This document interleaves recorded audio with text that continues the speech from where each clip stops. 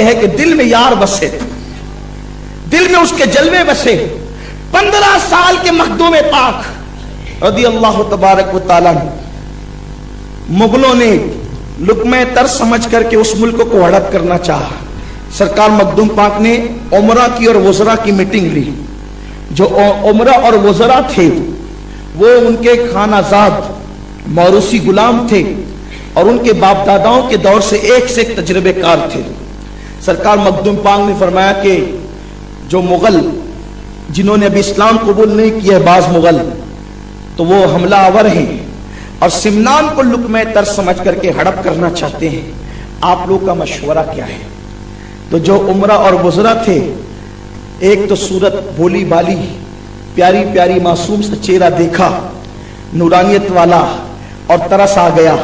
کسی نے کہا کہ فوج کو بھیج دینا چاہیے کچھ عمرہ اور وزراء کے ساتھ اور ان سے مقابلہ کرا کے اس بلا کو ٹال دینا چاہیے۔ اکثر کرائے اسی پر ہوئی کہ بادشاہ اپنے تخت پہ بیٹھا رہے، یعنی بادشاہ کون؟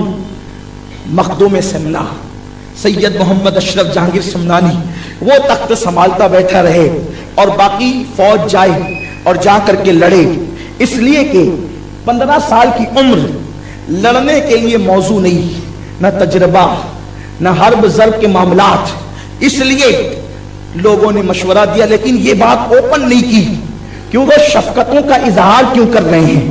توجہ فرمائیں کہ وہ یہ کہتے ہیں کہ آپ فوج بھیج دیں، نپٹ لے گی فوج، جب سب اپنے اپنے مشورے دے چکے، اس لیے کہ سچے غلام تھے، اس لیے کہ سچی محبت کرنے والے تھے، جان مخدوم کی پیاری تھی۔ اللہ اکبر، جس وقت وہ یہ مشورہ دے کر بیٹھ گئے، مخدوم پاک اب آپ اپنا خطاب شروع کرتے ہیں اور خطاب سنیے مخدوم پاک کا، اور پھر دیکھیے کہ کیسا حسینی لال کا لہجہ ہے۔ سرکار مخدوم اشرف جہانگیر سمنانی کہتے ہیں مغل فوج سے ڈر کر مرعوب ہو کر یہ مشورہ دینے والوں کہ بادشاہ تخت سنبھالے بیٹھا رہے اور فوج جا کر کے لڑے، اللہ اکبر، تم نے یہ مشورہ صرف اس لیے دیا کہ تم کو اشرف کی کم سنی پر ترس آ گیا، پیار آ گیا۔ 15 سالہ بادشاہ کو تم نے کمزور سمجھ رکھا ہے، اس لیے تم مجھے میدان میں جانے نہیں دیتے۔ پھر اس کے بعد مخدوم اشرف نے کہا تم میری عمر کی 15 سالہ جو ہے وہ مختصر عمر دیکھتے ہو، عمر کا ننھا پن دیکھتے ہو، مگر تم یہ بھول گئے کہ میرا نسب کون سا ہے؟ میں حسین کا بیٹا ہوں، میں حسینی سید ہوں۔ مخدوم پاک نے فرمایا میں حسینی سید ہوں، حسین کا پوتا ہوں، اور کم عمر میں حسینیوں کے لڑنے کے تیور دنیا بھولی نہیں ہے۔ کربلا یاد ہے، لوگوں کو کربلا یاد ہے۔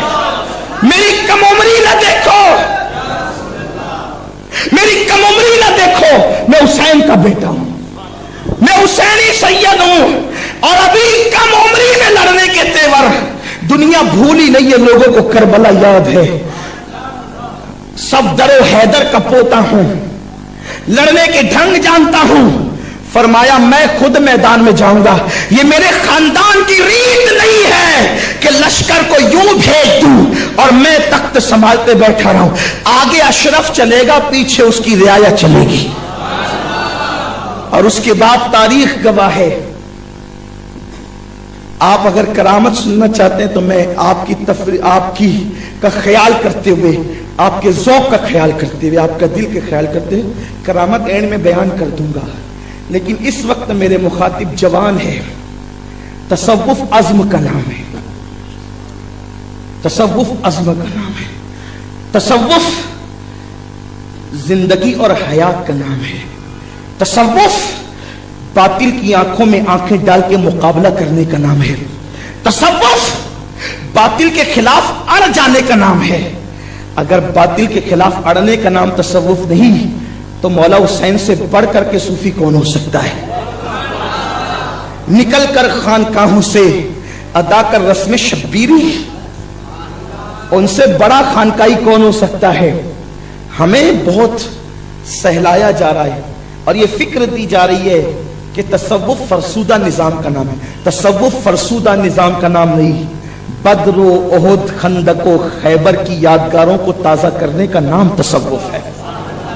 صفا کے کردار کو پھر نیا نظام دینے کا نام تصوف ہے، بلکہ صفا کی نشاط ثانیہ کرنے کا نام تصوف ہے. ہاں تصوف کیا ہے اور صوفیزم کیا ہے؟ اللہ اکبر. لوگ تو صوفیہ کو اتنا کمزور بنا کے پیش کرتے ہیں کہ انہوں نے کسی کا کچھ کیا ہی نہیں.